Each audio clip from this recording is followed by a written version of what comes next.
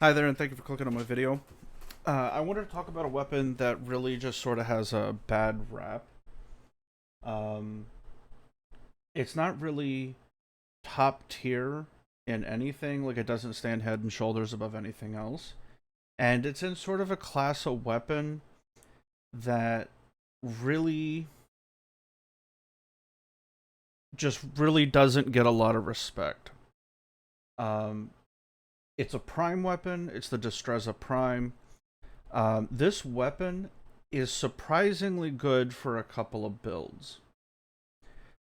This weapon, originally for me, how I use this, was I actually used this as the weapon that I would do stealth finishers on with Ash. And there's a reason for it. Let's take a look at the finisher charts. Okay, so what we're going to have to do is we're going to look through, I've searched through, we have, not that, here we go. Okay, so we have the all finisher multiplier comparison. This is weapon based. This is generic. It applies to every weapon. This is not a stance. This is not. They just get this. Okay. So you have each category, each class has a unique multiplier to it. If it has a multiplier that matches up with something else, it just happens to add up. Now, the rapier has always been, in terms of finishers, fairly strong. Um, Generally, the heavier a weapon is, like canonically, or the closer the weapon is, the shorter the range, the higher the finisher damage is. So, like daggers, for example, especially with the finisher. I forget what it is. The would not corrupt charge. I'll look it up in a second. Can do insane damage. Um, but combined with Ash, this weapon is actually a really, really, really good, almost as good alternative to the Fragor, which is the king of the finisher damage, right? It's got the Fragor has 40% crit chance, while the Destreza Prime has 32, and the Fragor has what, 2.4, 2.5 crit multiplier, where the Destreza Prime has a 3.0. It's one of the few weapons that has a 3.0 crit multiplier. So with this weapon, we can actually do some pretty cool stuff damage-wise. So let's go over the stats real quick, because it does have some shining things that it does excel at in some very specific things. Okay, we have a unmodded one. Let's back out. Okay, so the stats are 32% crit chance, which is great. Crit multiplier is 3, which is phenomenal. Status chance is okay. It's usable at 20. But the issue is that it's a puncture weighted weapon. And honestly, that's not bad in this circumstance. If you're doing a raw damage build, which is how I personally use it, if you were to go corrosive, this weapon hits like a truck, especially on heavies. So we're continuing our heavy build spam, if you will, from the Glaive Prime. So this is another weapon that I've always wanted to do a video on. The heavy attack on this, even though this is a puncture weapon, the heavy attack is actually a forced slash proc. Actually, not just that, it's a forced impact slash proc. Now, the multiplier on the heavy attack is on the lower side. It's a 450, which is still very good, but it's a forced impact slash proc. But the combination of being able, without a ribbon, to hit reds, not only that, have a damn good chance of hitting a tier 2 red on a forced slash proc, allows the weapon to hit like a fucking truck. So let me show you what this looks like, right? And we're not using any of the Glad set bonuses. We are going to be using Blood Rush, Condition Overload. This is a primer style build for heavy attacks, so you're not going to be running around with Prime Pressure Point, just one tapping stuff, right? But just with Sacrificial Steel, we get to 102% crit chance. So pretty juicy. Not as much as the Frygor, but still a really good amount. So let's see how it does on... Let me get rid of the Panzer. Again, sorry, I was running missions.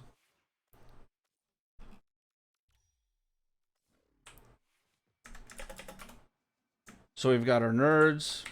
Pull this out. Okay, no combo counter. So the heavy attack is a forced impact slash. So let's go ahead and hit that. We got an orange. 4573 is the heavy attack.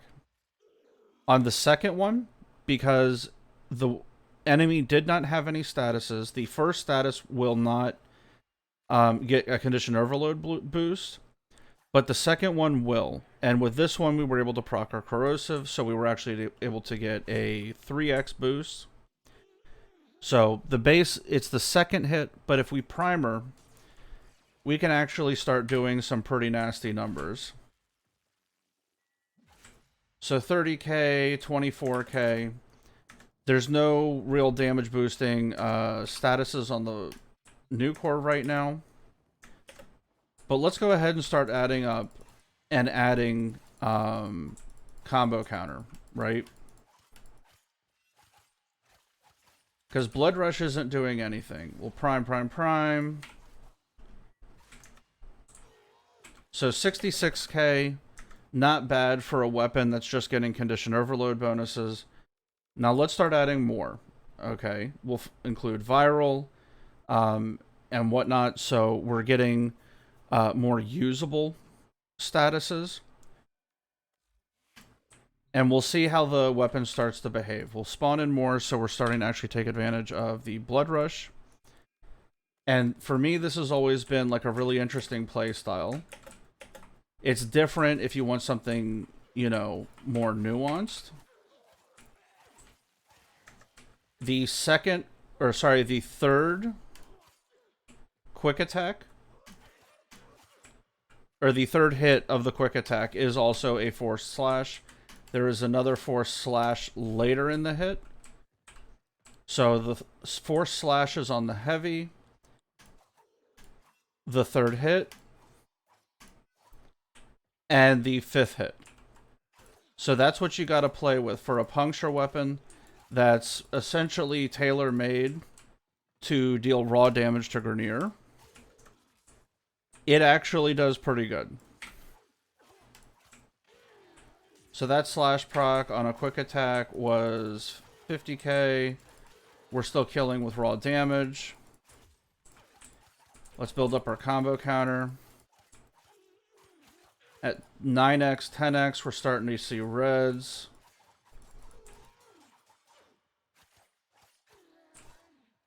Alright, prime. And an 798k heavy attack.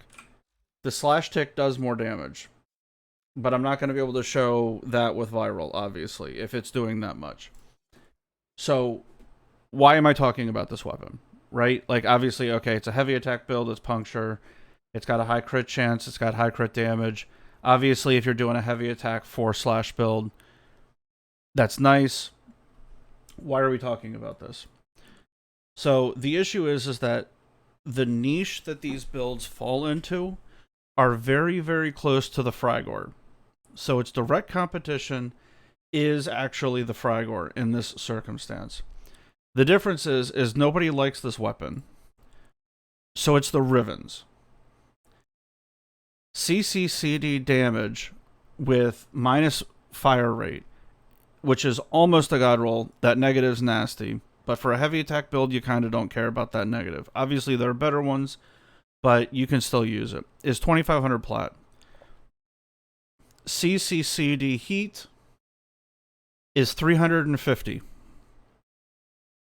Right? So it's a massive difference in price. Because if you go over to the Frygor, CCCD damage is a 3k Riven, and that is somebody has bid on it. So that's way better than an asking price in terms of like figuring out what something's worth. But these Rivens are worth way more. So in terms of like thinking about like maybe an alternative for a heavy attack, the Fragor is still top tier for a raw damage heavy attack build. It just does so much damage, especially where damage attenuation comes into, like say acolytes. The Fragor is just so strong you can one shot them for a long time with the Fragor. It's only until like way later into the levels that you're gonna have to like two hit an acolyte. But the Destreza Rivens are dirt cheap. So this is more of a PSA about maybe a bargain. And we'll go to what the base rolls are for the Destreza. For a cheap Riven that you can work on a little bit, 38 plat. And it's even got crit chance on it.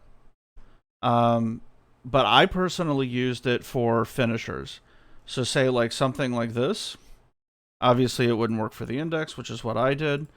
But you see the difference, right? Crit damage, fire rate, status, or crit damage, attack speed, status duration, crit chance, electricity, initial combo, damage to Grineer, heat, damage to Grineer, crit damage for 100p. Those are all the Rivens that you can get for under 100 plat, which is easily farmable in a day. So the reason we're talking about it is because it's a really good bargain difference. Now, the main issue is going to be the raw damage that the Fragor has. It's just way more. I think it's like 250, 270. It's on the higher side. And the Destreza is like a 170. I'm looking right at it. What am I trying to guess? 170. So the issue is going to be the raw damage output. The benefit is that you're going up against Grineer, right? So you have the luxury of a forced heavy slash proc on a weapon that, in terms of its IPS balance, is almost tailor-made to kill Grineer. It's a 70% puncture weight. You can load it up with raw damage. So if you look here on the weakness tab, it's 50% and 15%. 50 and 15%. Ferrite is 50, alloy is 15. And if you load it up with like a corrosive or a radiation build, it can do nasty raw damage on a forced slash proc, which is one of the things that was like the big deal with the glaive. Now, obviously, you're not going to have the AoE benefit. But if you're looking for something to tool around, I can't recommend this weapon enough. It's enough of a different play style. And there's still forced slash procs that if you were to put some attack speed on something, you could actually get really, really good attack speed on it. Because it doesn't have as low of attack speed as the Fragor, and you don't have the annoying stances. This one, the issue is the sweep. It doesn't deal a lot of AoE. But once you get enough attack speed on it, it does start to shred with a raw damage build. And even on my build, I took off Weeping Wounds because I don't want to deal...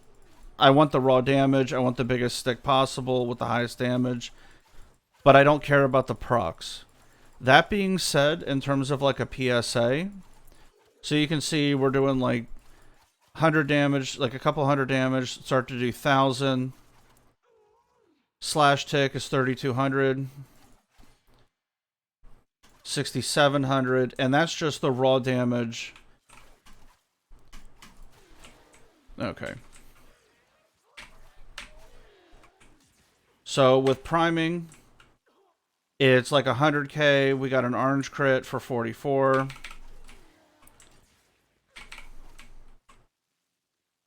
$44k. But if you build it for a heavy attack, the damage can get pretty nutty. Little over 1 million. So this was one of the weapons where, like, when the Zeraman first came out, I adapted it from the index runner that I was using it as like my finisher for Corpus to deal with the armor. I actually was using this on Thraxes, because 1 million raw damage that doesn't require you to strip or get status effects, where it's just like you run around, you raw damage stuff. A Thrax shows up, you just bop it, and it just gets one tapped after you prime it, is a really, really nice tool to have in your pocket. So this is sort of a PSA. It's a cheaper weapon. Frankly, it's been power crept, but this weapon has enough strength for what it does that it would prevent you from relying on status and like viral. Like if you're running a slash build on a melee, you might have noticed on the Zeraman or like the Cirrus survival, the conjunction survival, that your slash damage just doesn't do a whole lot of damage to Thraxes. One, because they're in the air, so you can't like face tank them and run up to them. And two, because with Overguard, you don't get the additional damage bonus from viral. So if you're used to seeing like 100,000 slashes or 100,000 damage slash ticks, you might realize, oh, you're only getting like 20, 30k, right? So with this, it allows you to get the one tap off, especially if you're a solo runner where you only have to kill like one or two. This could be a nice pocket balance, if you will. Now, the issue is always going to be with this is the stance. It's in the running for the dual hand Nakanas, the rapier stance, as who has the worst stance. It just doesn't have enough AoEs. It doesn't really have quick hitting like multi-hit, but it does have a couple of double taps. Like the initial hit is a double tap. And the combo is pretty quick.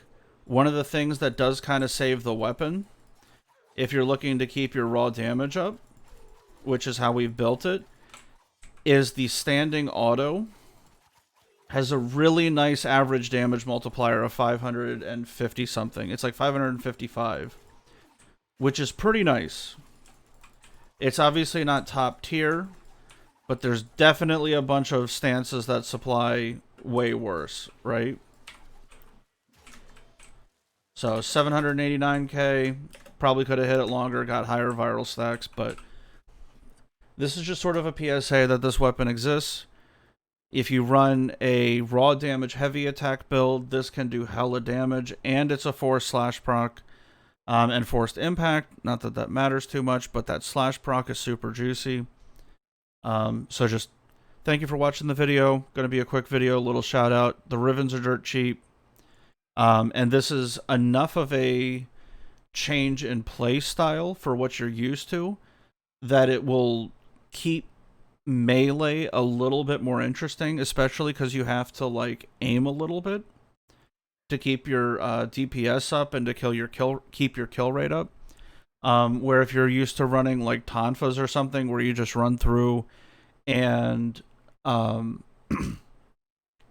like mow everything down in an AoE, this weapon has a lot of portions of its stance, and I'll show that real quick, where it's got really nice headshot multipliers. So like it's a chest level poke, but that part that comes, the fourth hit is a headshot. And on the third hit on the defense forward, you can see the pink coming over the top. That's a good headshot chance.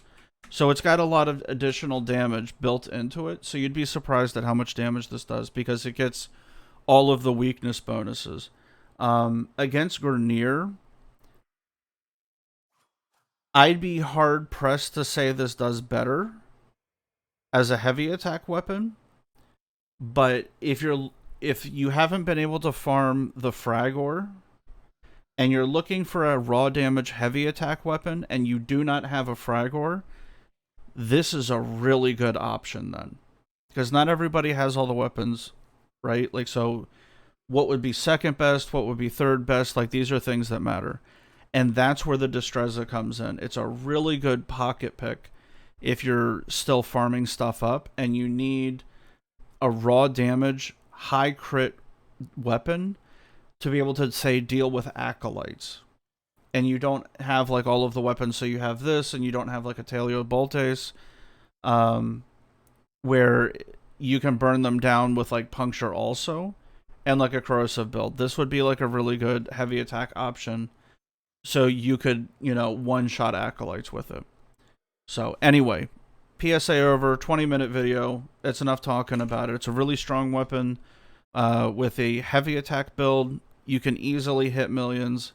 If you go full slash on the heavy attack and put things like Life Strike on, you can get the slash tick into the millions. So, and that's without a Riven. More importantly, that is without a Riven. So there aren't too many things that can do that much kind of damage because they don't have the crit chance and the crit damage to be able to get the slash tick that high. When you start talking about like multi-million, 2, 3, 4, 5 million slash ticks without frame buffs or arcane buffs, you're starting to trim down what your options are. And this is a weapon that is certainly capable of doing that. So thank you for listening to my PSA. Gonna end the video now. Thank you for watching. If you got this far, stay groovy.